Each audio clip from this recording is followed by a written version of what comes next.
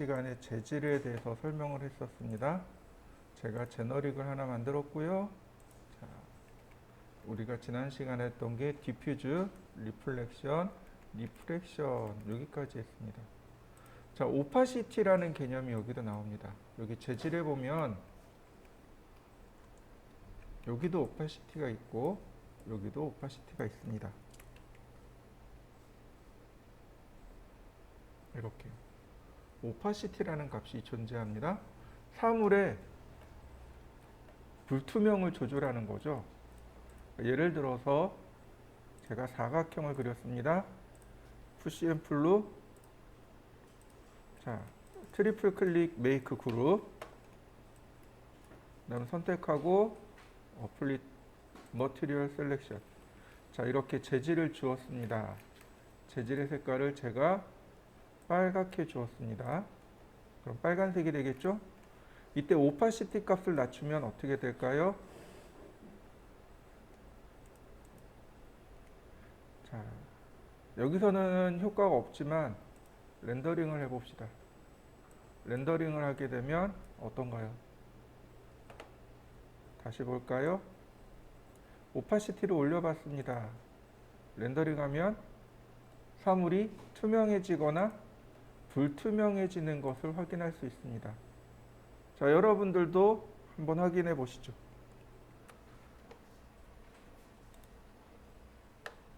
자, 제 공유 폴더 아시죠? 제 공유 폴더에 한번 들어와 보실까요?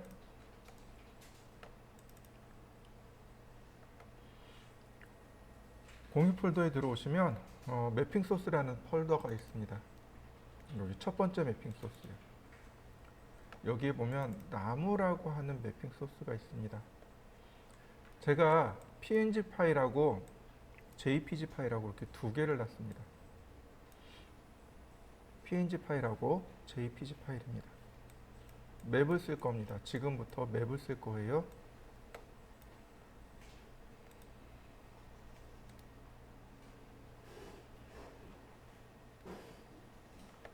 자, 렉탱글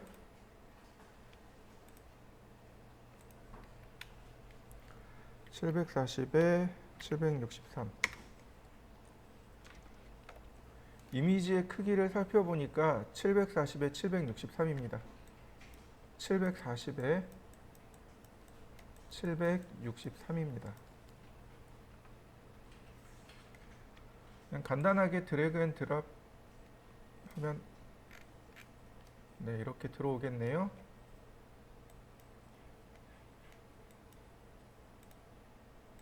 굳이 안 해도 상관은 없겠네요. 그 다음 익스플로드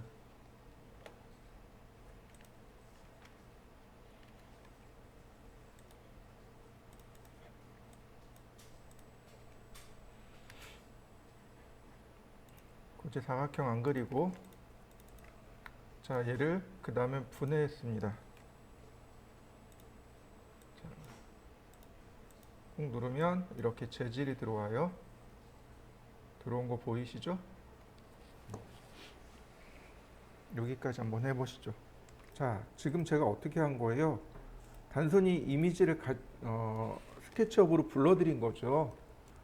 이렇게 보시면은 예를 들어서 이 뒤에다가 제가 원을 세워봤습니다. 서클, 푸시 앤 풀, 어머, 네, 스케치업이 튕겨 나갔죠? 이런 일은 비일비재해요. 작업하시면서 그래서 자꾸 저장을 해 두셔야 돼요.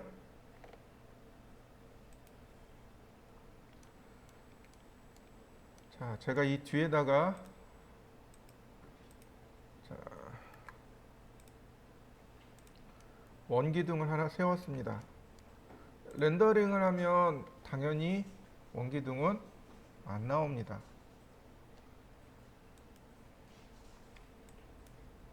자, 이렇게 나올 수밖에 없겠죠. 그죠? 자, 여러분들도 한번 해보시죠.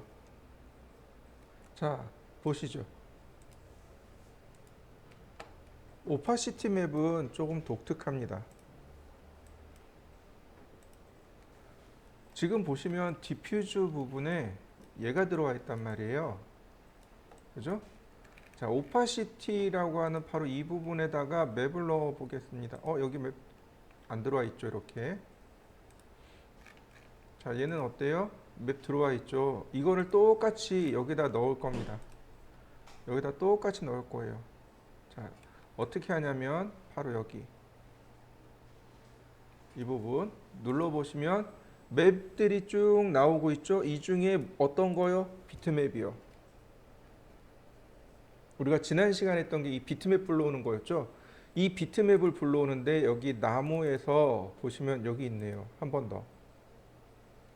자, 똑같은 내용이죠. 자, 열기, 백, 자, 렌더링.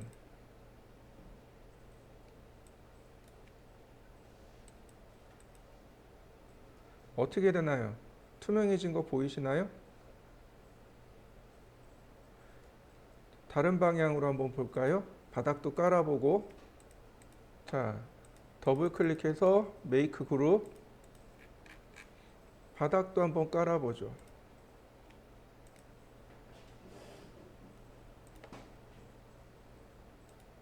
제가 바닥을 이렇게 깔았고 대리석 질감도 주고 다시 렌더링.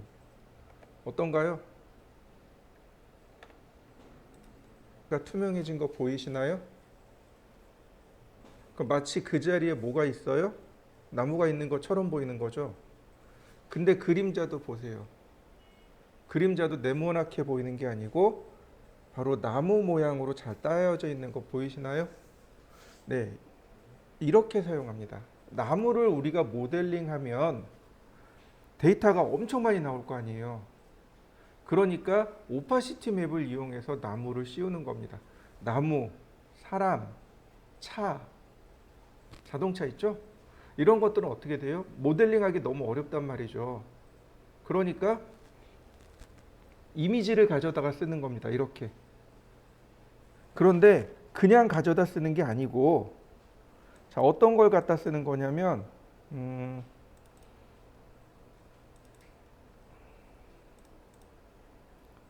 자, 보시죠. 보시면 바로 얘예요. 얘 뭐 어떤 거 쓴 거예요? 우리가 쓴 게 흰색, 검정색만 있는 이미지. 이렇게 흰색과 검정색만 이미지를 쓰는 겁니다. 검정색이 오브젝트를 투명하게 만들고 흰색이 오브젝트를 불투명하게 만들게 됩니다. 무슨 얘기인지 이해되셨나요? 우리가 불러드린 이 이미지의 검정색 부분은 면을 투명하게 만들고 흰색 부분은 면을 불투명하게 만든 겁니다. 이렇게요. 지금 보시면 이렇게 면이 이렇게 있는 거죠. 이 부분은 투명해진 거고 이 부분은 흰색 부분이니까 불투명해진 겁니다. 자, 그러면 누구랑 같이 쓰냐면 얘랑 같이 써요. 얘는 오파시티고 투명과 불투명만 결정해 주는 거고, 그럼 얘는 맵을 주는 거고요. 자, 그럼 맵을 같이 줘볼까요? 자, 매트리얼. 자, 디퓨즈에 얘 아닌데? 자, 디퓨즈에 이미지를 다시 불러보죠. 자, A1. 자, 어떻게 됐나요? 이미지가 투명해진 거 보이시나요? 렌더링. 그러면 어떻게 되나요? 마치 나무가 있는 것처럼 보이나요? 자, 한번 해보시죠.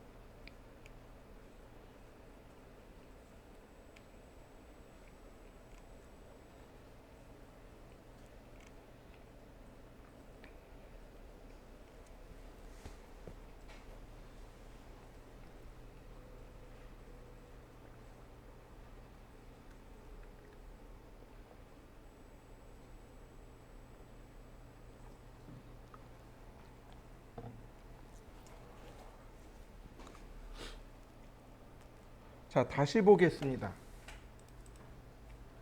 제가 얘를 지웠어요.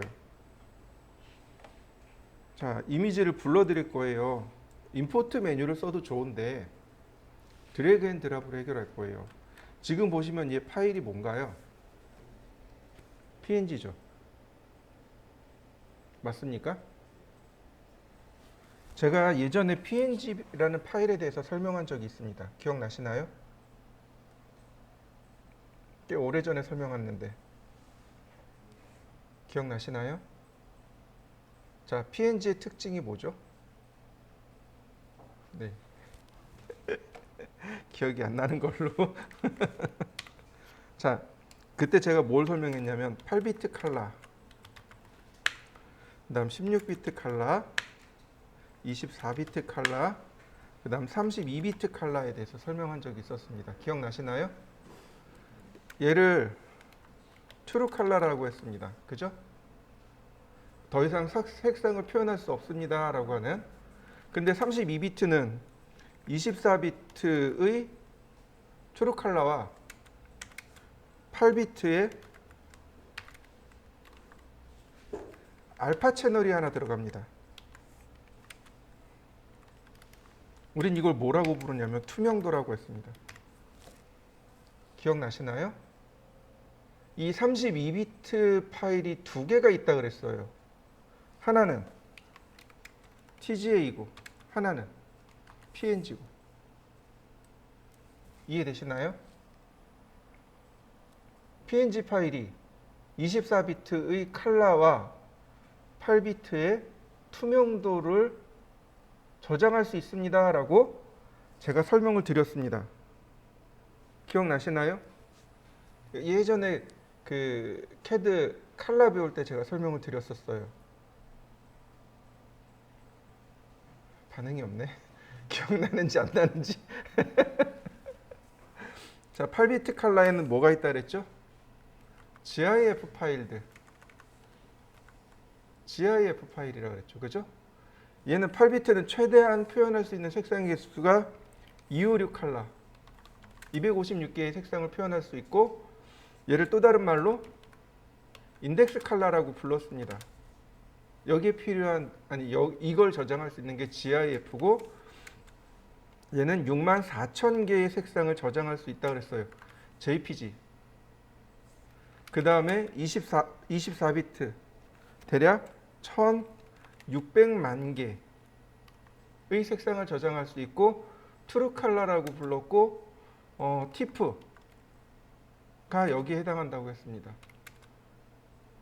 TIFF, BMP 이런 파일들이 여기에 해당한다고 했어요. 기억나시나요? 네, 이제는 기억나실 겁니다. 안 나면 제가 증거 자료를 끄집어낼 거예요. 자요. 그 여기 파일이 뭐죠? PNG죠. 그럼 이 파일에 뭐가 들어가 있다는 얘기예요? 투명도가 들어가 있어요. 다시 말하면 이 파일을 만들 때 그러니까 PNG 파일을 만들 때 무조건 다 투명도가 들어가는 게 아니에요.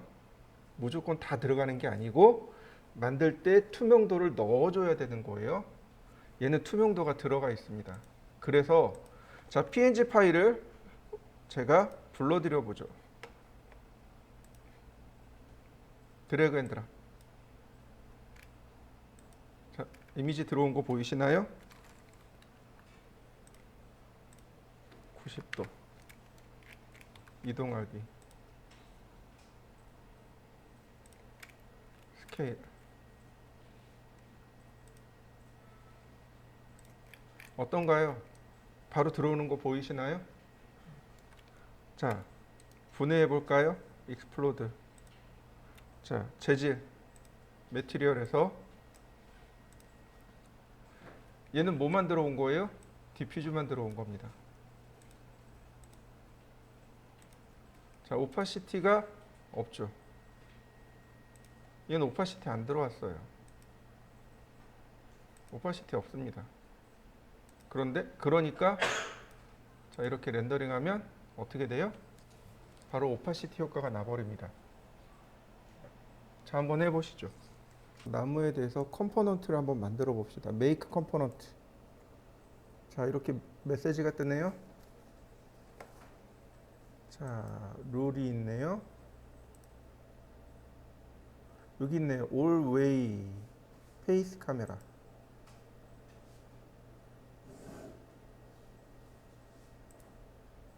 자, 그러면 이렇게 됩니다. 어떻게 돼요? 항시 어떻게 돼요?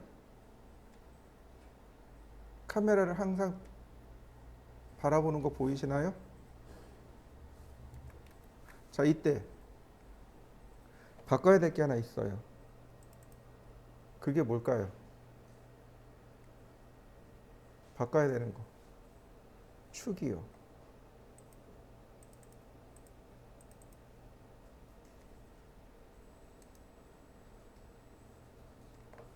자,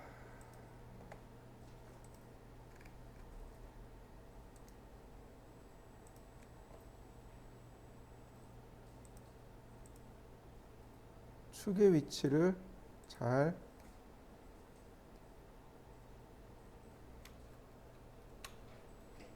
잡아주셔야 되겠고요. 자, 이름 나무.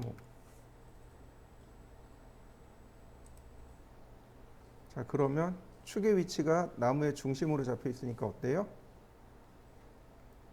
계속 화면을 바라보는 거 보이시나요?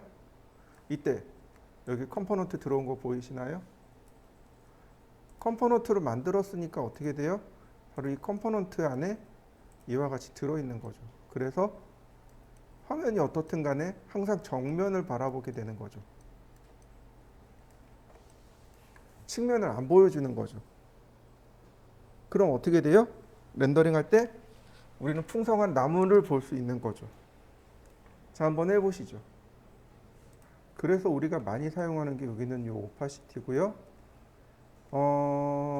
레이어 옵션, 네, 여기는 넘어가도 좋을 것 같고, 멀티플 넘어가도 좋을 것 같고, 옵션, 네, 여기도 넘어가도 좋을 것 같고, 자, 여기 맵이 있네요. 여기 맵, 범프 맵, 디스플레이스먼트, 오버리드. 이 중에 범프 맵이요. 자, 여기 있는 내용들을 지우고요.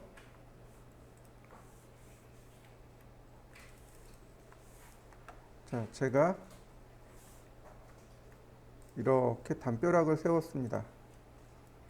담벼락을 세웠고, 그 다음 여기다가 벽 재질을 줄 겁니다.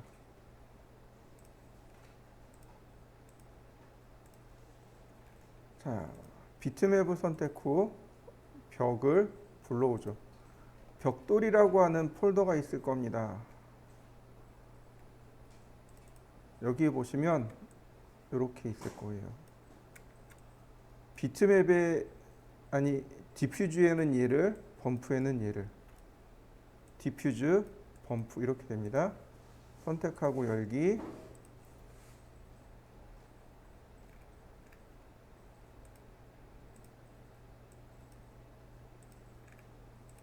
그 다음 범프에 텍스처가 있죠. 자, 비트맵 선택하고 범프.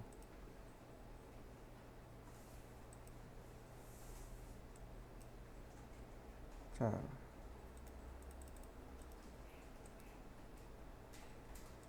재질을 주었습니다. 렌더링. 아이고, 깜깜해서 안 보이네요. 다시 푸시 앤 풀.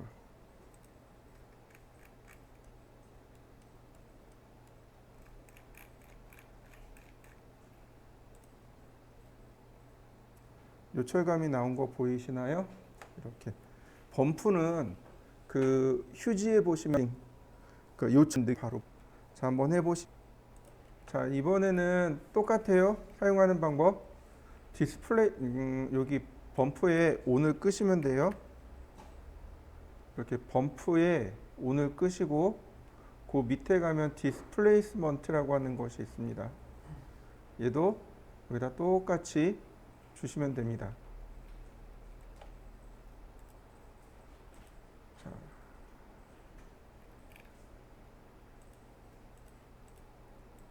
디스플레이스먼트 맵은 조금 달라요.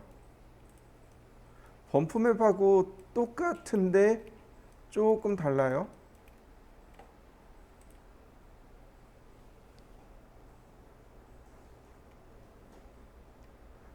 아무래도 조금 더 확실히 나오죠. 이거예요. 범프는 요철감이 있는 느낌을 만드는 거고, 디스플레이스먼트는 면을 변형을 시킵니다. 면에 변형을 주는 건 디스플레이스먼트 맵이고, 범프 맵은 요철감 있는 느낌을 만드는 거고. 무슨 얘기인지 이해되시나요? 그러니까 또 둘이 사용하는 방법은 똑같아요. 사용하는 방법은 똑같은데, 그리고 방식도 똑같아요. 흰색, 검정색 쓰는 건 다 똑같습니다. 그런데 디스플레이스먼트 맵의 가장 큰 특징은 면에 직접 적용을 해요. 그래서 면이 실질적으로 렌더링을 하게 되면 그러니까 면이 돌출이 되는 거예요. 면의 변형이 오는 겁니다. 그게 디스플레이스먼트 맵의 특징입니다. 자, 보시면 이렇게요. 이런 변형이 들어간 거 보이시나요? 이렇게 변형 들어간 거 보이시나요? 밝기를 조금만 조절해 보죠. 자, 이렇게요. 범프 맵 같았으면 여기가 일자였습니다. 이렇게. 여기 줄눈 들어가는 자리죠. 근데 디스플레이스 맵 같은 경우는 실제로 오브젝트의 변형을 줬기 때문에 이렇게 줄눈이 들어가게 됩니다. 이런 식으로 변형이 이렇게 들어가게 돼요. 오브젝트가 변형이 들어가는 게 디스플레이스먼트 맵입니다. 그럼 렌더링이 누가 더 느릴까요? 당연히 디스플레이스먼트 맵이 렌더링이 느려요. 어디 적용하면 좋을까요? 대지 있죠. 대지 같은데 이렇게 실질적으로 요철 느낌을 만들 때 쓰면 좋습니다. 자, 한번 해보시죠. 자, 여기까지가 이제 우리가 써야 되는 기본 재질이고요. 자, 나머지 재질들도 좀 알아보도록 하죠. 자, 그 다음에 에미시브라고 하는 재질이 있습니다.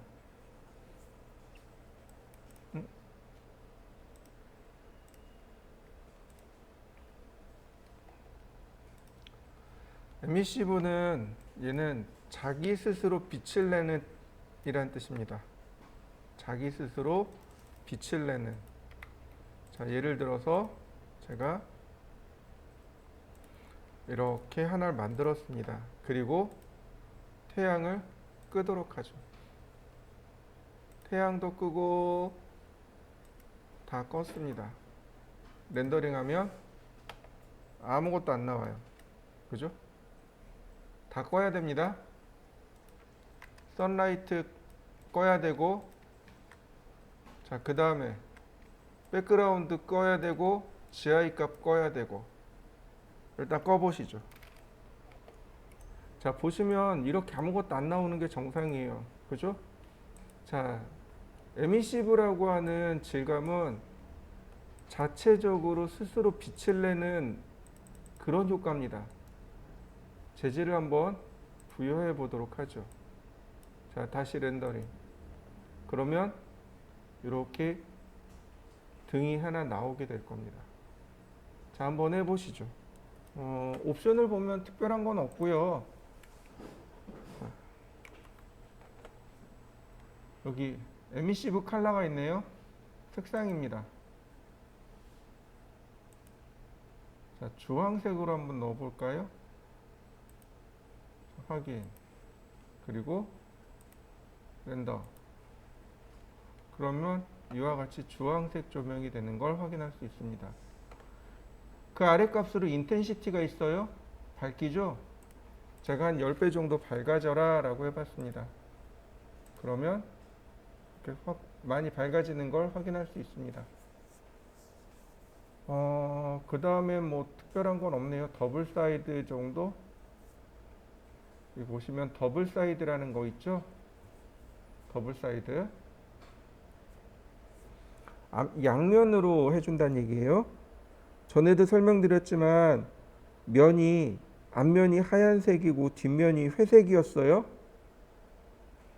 만약에 더블 사이드를 체크하면 어떻게 돼요? 앞뒷면으로 동시에 조명이 나가는 거죠.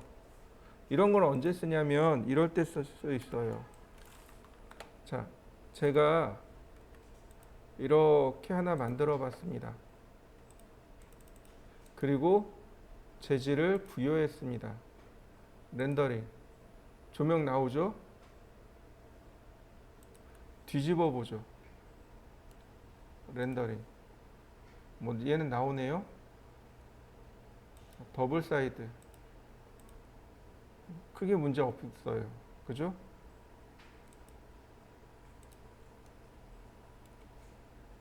스케치업이 기본적으로 더블 사이드를 지원하고 있기 때문에 이와 같이 크게 문제되지는 않습니다. 다른 프로그램 같은 경우는 이제 말도 안 되는 얘기겠지만 일단 얘는 더블 사이드를 지원합니다. 자, 한번 해보시죠. 자, 그 다음에 또 우리가 알아야 될 게 여기 오버리드라는 머티리얼이요. 오버리드 머티리얼. 우리가 제일 많이 쓰는 게 이 정도. 제너릭, 에미시브, 그 다음 오버릭. 이 정도 오버리드.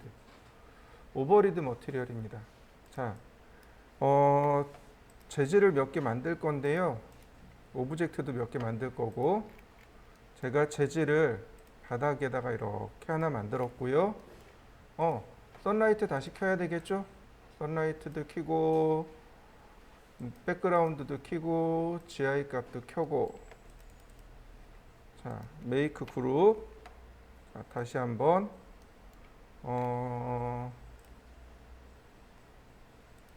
자, 푸시 앤 풀. 메이크 그룹. 그림자도 켜고.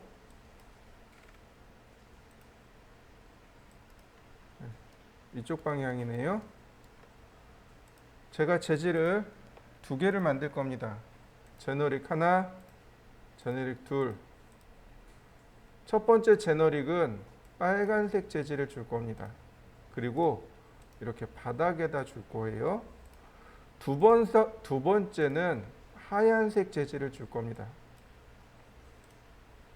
하얀색 재질을 주고 기둥에다가 이렇게 주었습니다. 자, 렌더링.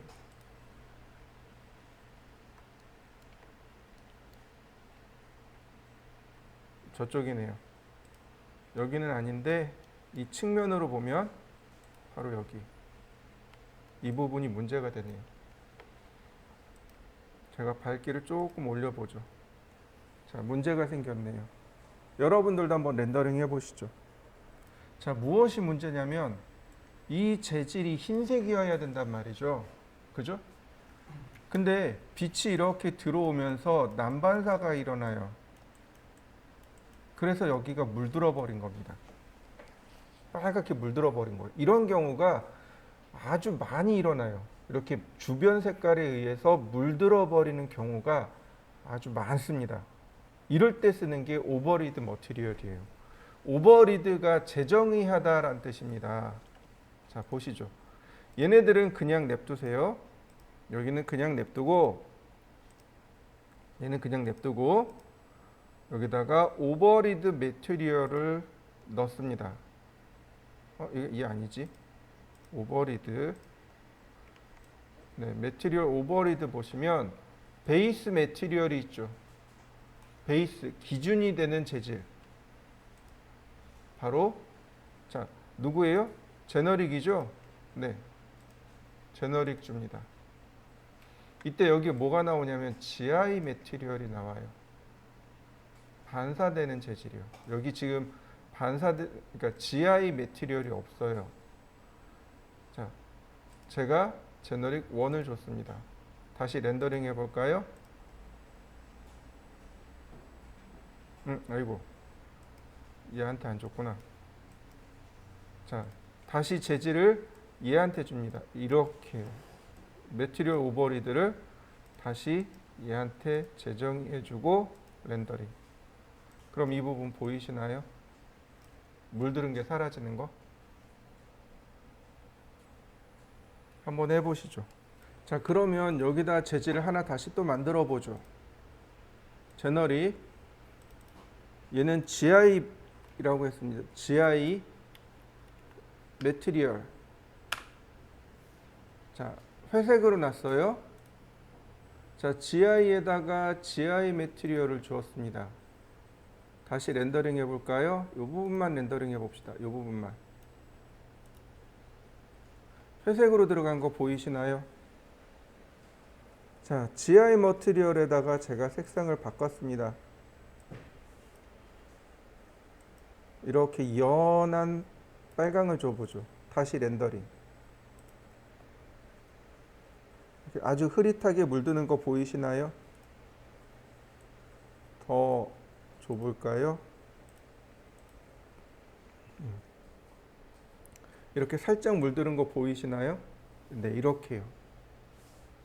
자, 풀어놓고 다시 렌더링을 하게 되면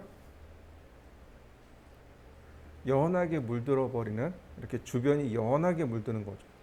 사실 물들 필요는 없는 거죠. 연하게 물들면 되는 거죠.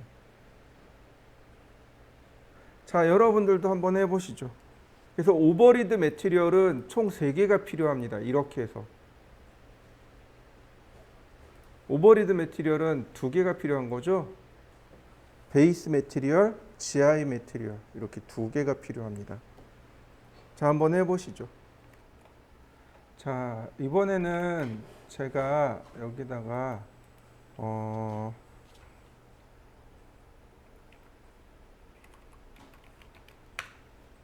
제가 가구를 좀 불러볼까요? 여기가 아니구나.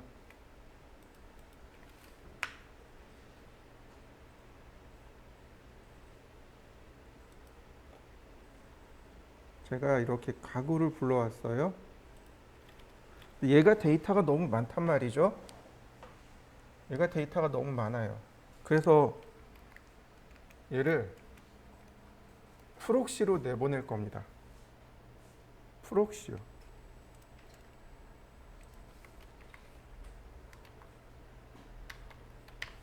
프록시라고 하는 게 있습니다.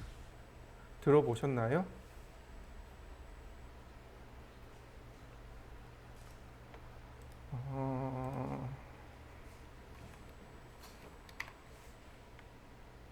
프록시라는 게 있어요. 어디서 많이 쓰냐면 프록시 서버라는 거 들어보셨나요? 프록시 서버가 있습니다. 이거의 또 다른 말이, 아니, 또 다른 말이라기보다는 이거하고 비슷한 게 VPN이에요. VPN이 어떤 거예요? 네트워크 우회죠. 프록시 서버가 바로 이 우회를 해주도록 해주는 서버가 프록시 서버예요. 근데 조금 그러니까 좀 달라요. 이 프록시는 대리란 뜻이에요. 대리. 이것 대신에 이거란 뜻입니다. 맞나 모르겠는데 VPN보단 좀 이렇게 아니야. VPN보다는 좀 느낌이 다른데 이렇게 보시면 좋을 것 같아요. 자, 얘를 프록시로 내보낼 겁니다. 여기 보시면 Vray 서버에 보시면 Vray에 보시면 Vray 오브젝트에 보면 여기 임포트 프록시가 있고 임포트 익스포트 프록시가 있죠. 익스포트는 내보내는 거예요. 프록시로 내보내기, 임포트 프록시로 불러오기. 근데 여기서 프록시라는 말은 가상이라는 말로 번역을 해도 좋을 것 같아요. 그래서 선택을 하고 익스포트 프록시 하시면 돼요. 제가 오늘 날짜 220711 제가 이렇게 내보내기 했습니다. 그 다음 얘는 삭제. 자, 여기까지 한번 해보시죠. 이렇게 내보내진 프록시는 임포트 프록시, 여기 나와 있는 임포트 프록시 혹은 여기 있는 임포트 프록시로 불러드릴 수 있습니다. 열기. 우와, 다 깨져서 들어왔다. 원래 이렇게 안 들어오는데 이렇게 다, 네, 이렇게 보이시나요? 여기 그러니까 깨져 보이긴 하는데 실제로는 이렇게 딱 렌더링 돼서 들어오는 거 보이시나요? 이게 이제 프록시가 이렇게 들어옵니다. 원래는 데이터가 안 깨져야 정상이에요. 데이터 안 깨지고 모델이 깨끗하게 들어와야 정상인데 어찌 데이터가 조금 이상했나 보네요. 자, 그럼 프록시가 뭐냐면 가상이란 뜻입니다. 가상. 다시 말하면 여기 들어와 있는 데이터가 가상의 데이터입니다. 실제 리얼 데이터가 들어있는 게 아니고 가상의 데이터가 들어있는 겁니다. 캐드로 말하면 기억나시는지 모르겠는데 엑스레퍼런스라는 명령어가 있었어요. 기억나시나요? 데이터 불러올 때 그러니까 외부에 있는 도면 불러오는 방법이 두 가지가 있어요. 하나는 인서트 명령어로 불러오는 게 있었고 하나가 엑스레퍼런스 명령어로 불러들이는 방법이 있었어요. 엑스레퍼런스는 원본이 별도로 있어서 원본을 조작하면 여기에 적용이 된다 그랬어요. 네, 프록시가 바로 그런 개념입니다. 원본 별도로 있고 아까 프록시 서버로 별도로 저장해 놨잖아요. 프록시 파일로 거기가 원본이에요. 그럼 여기 들어와 있는 건 그 원본과 링크돼서 링크본이 들어와 있는 겁니다. 이해되시나요? 왜 이런 프록시를 쓸까요? 결론은 용량 때문에 그렇습니다. 용량이 너무 많아지니까 페이스가 많아지면 어떻게 돼요? 작업이 안 되는 거죠. 용량을 그러니까 줄이고자 이제 이런 방법을 쓰는 겁니다. 지금 얘 같은 경우는 용량이 커요. 그러니까 외부에다가 저장해 놓고 링크를 불러온 겁니다. 그럼 여기서는 어떻게 돼요? 여기서는 허상이에요. 여기서는 허상입니다. 그러니까 데이터가 없는 거예요. 그러니까 가벼워요. 작업은 잘 돼요. 빨라요. 근데 렌더링하면 똑같이 나오는 거죠. 이게 이제 다른 점입니다. 자, 이해되셨나요? 네.